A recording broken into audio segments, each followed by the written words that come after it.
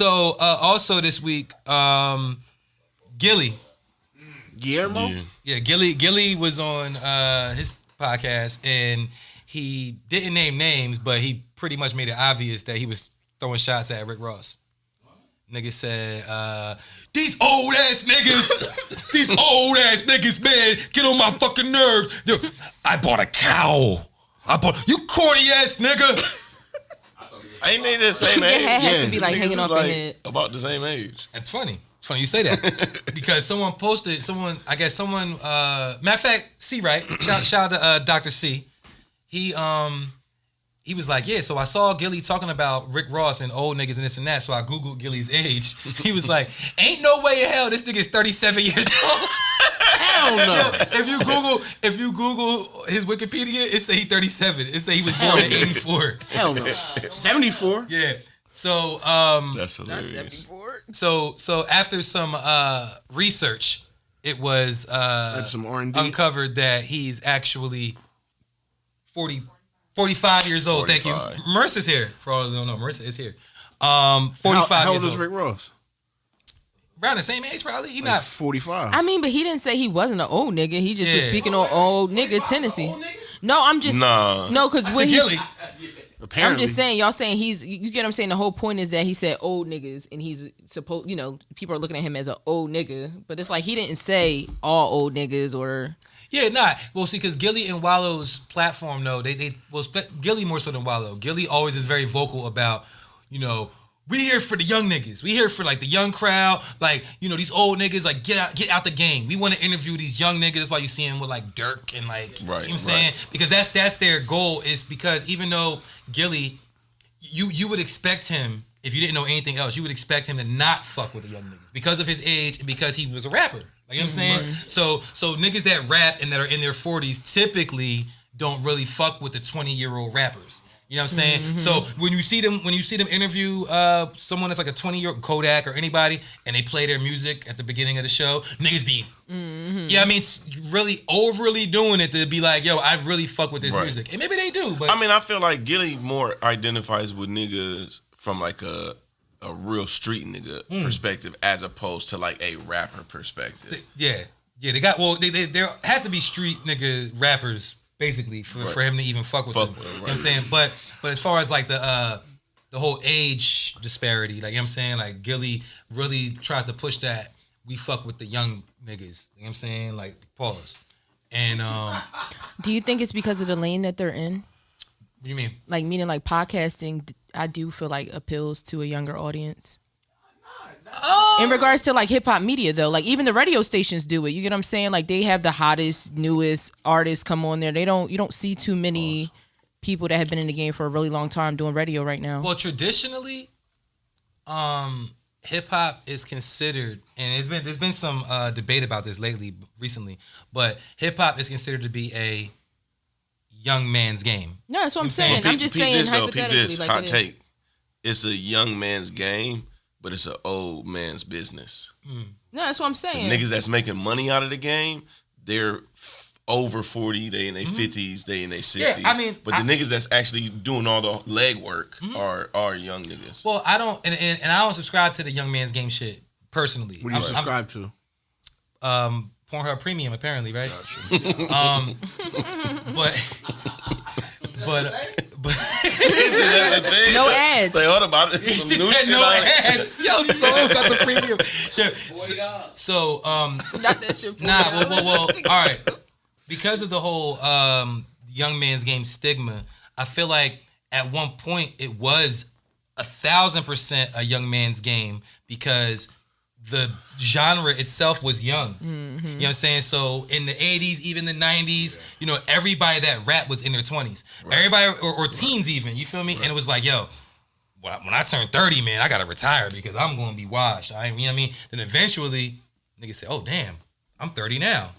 Hove. You know what I'm saying? Like, niggas like Jay-Z's like, oh, damn, I'm 30. So I'm going to keep rapping. Drake said he was going to retire at 30, I think. Or was it? Yeah, I think 30 or 35. Something he said, and he's past that age now, and he's still rapping because niggas is realizing that like the genre itself is aging, so the fans are aging.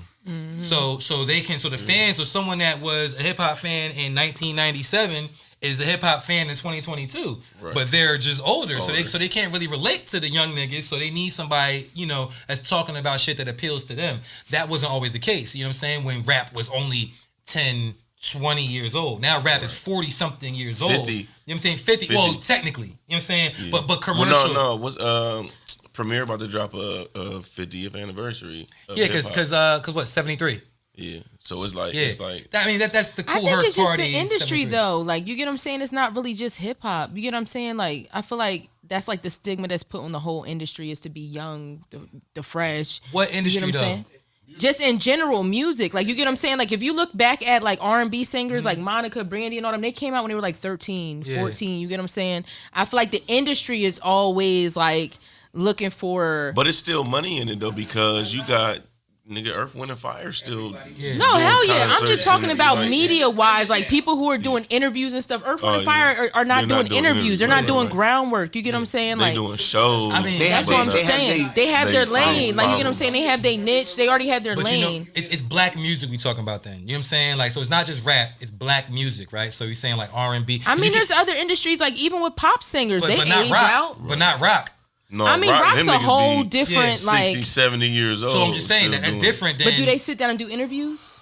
I mean, but they. Yeah, hell yeah. Yeah, We just yeah. don't watch them. Yeah, and they still do 'em. tour and they still getting mad bread. No, You yeah, feel they're me? definitely touring and getting mad But- bread. I but- know but- that. They be on Ellen and shit like But that. you're and- not seeing rappers. You didn't see a rapper that was 40, touring 20 years ago.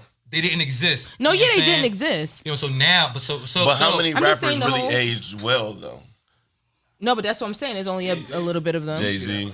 But see, when you start talking about rappers that didn't really even get popping until they was in their 30s, like Rick Ross, like 2 Chainz, Right. like I'm saying, that really didn't pop until they was in their 30s, and now that was 10 years ago, so these niggas is in their 40s, like, you know what I'm saying? So, but that's because even though they didn't pop till they was in their 30s, they were of the culture. The culture grew. They just didn't pop until they reached that age. But when hip hop was in its infancy, there was nobody that was 40 that even cared about the shit. You couldn't compare it. They didn't care. But I mean, you guys are talking about their platforms as a podcast. What I'm saying is older people, like I even know me. I'm in my 30s. I don't know how to work a lot of stuff. I don't watch that many YouTube videos. You get what I'm saying? The people that are on the internet, that power the internet, are the younger generation. Yeah. That's the whole gist of what I was trying to say in regards to age. Like, they're trying to appeal to the people who are on their platform. Okay, my bad. To That's your what I point. mean in regards to the industry and people doing See, interviews I and stuff would like say that. I don't necessarily agree with that, because I work with a lot of younger people and they don't watch podcasts. I think the podcasts are almost geared to niggas like us that are a little don't bit watch, older but they that need listen. to know what's going on. I mean, what's relevant. They don't watch, but they listen, or they just let it play. No, Well- that's what I'm saying. well, all right, because like No Jumper, for example, right, is a podcast that is like really appeals to the young No, crowd. yeah, it do. You know what I'm saying? And They have crazy numbers. from my God. No, but that's what I mean. Yeah, my God. Like, I even know with my son. That's why was those. playing the video game and got his podcast on his No, phone but that's right what I'm here. Yeah. saying. He Like, was the sitting there kids listening are and playing, more, I'm like, damn. technology savvy. They're more into technology. Like, my son, he watches. Like, that's why there's millionaire toddlers. Right. You get what I'm saying? I just feel like Yeah, it's more keep geared to watching them. it, We live yeah. without that. You get Any what I'm saying? electronic media, whether Yeah, it's just- yeah. podcast. But to the I'm not point- saying that there isn't an audience within our age. I just think that's why Wallow and them are gearing it that way, because the top podcasts right now, where we're at, are podcasts that are geared to younger audiences. It just. But if you look, go ahead. Drink Champs, #1. It was like number top one podcast. remote. Yeah. I'm just saying It's though, for but old they. niggas. But they- as a whole though, podcasts in general, I mean, I do think that because we come It's from the the era easy of way. buying CDs. We come from the era of That's what I'm that saying. shit. But I feel like as every day that goes by, we're all aging. So No, we are. all of these medias, No, I'm all these Cuban. mediums are aging. You know what I'm saying? No, As- but as- podcasting is the most. It's the newest. it is, but it's still aging. No, it is. It's I'm definitely saying, aging. so what you're saying and what they're saying might be true today. No, that's what I mean. But- It could definitely 100% change. It's going to continue to grow. Like, you know what I'm saying? And I'm not saying that they're not, because they're doing well. Like, you know what I'm saying? So they're doing well with their strategy that they have. But I just feel like eventually they're going to have to realize, or not going to have to, but eventually we as a society will realize that everybody is just aging with this shit, and you know, you have to appeal to your audience. Your audience might not have aged out of fucking with you. Like, you know what I'm saying? Like, they may not have aged out of fucking with you. So, but that's what trendy is. You get what I'm saying? Things are trending. They follow trends. You get what I'm saying? And it's all based off logistics and numbers and algorithms. It doesn't, I think it goes that far in regards to who they pick and choose, who comes on there, in regards to making money. You get what I mean? Understanding the algorithms and understanding how That's to what I'm market saying. Electronically. And I'm not taking nothing away from Nori huge. and them. They created something that's out of this fucking world. I don't even think any machine can control that. Watch this.